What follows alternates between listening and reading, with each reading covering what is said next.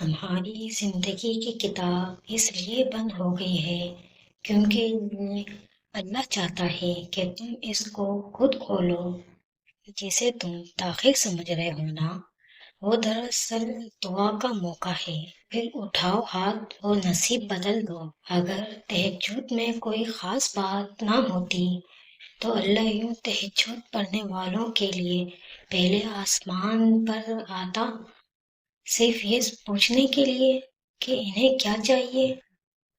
اللہ آپ کی دعائیں 7 آسمانوں کے پار سے بھی سن سکتا ہے، لیکن پھر بھی اللہ آپ سے ملاقات کے لیے تشریف لاتا ہے۔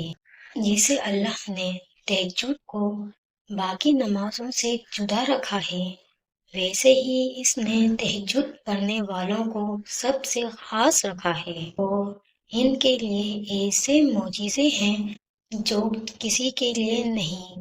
اب اللہ 7 آسمان سے پہلے آسمان پر اپنے بندے کو خالی ہاتھ لوٹانے کے لیے تھوڑی نہ آتا ہے۔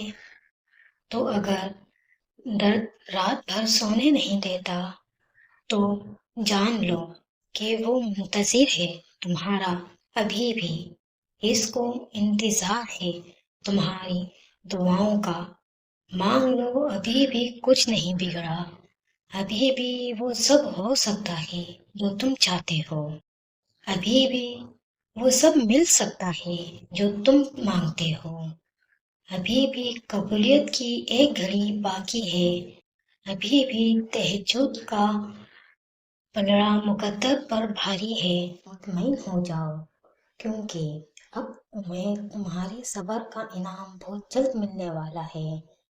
تمہارے یہ آنسو خوشی میں تبدیل ہونے والے ہیں، اور آسمان سے تمہارے لیے یہ کن کے معجزے اترنے والے ہیں، کیونکہ قرآن فرماتا ہے جلدی آپ کو آپ کا رب اتنا دے گا کہ آپ خوش ہو جاؤ گے۔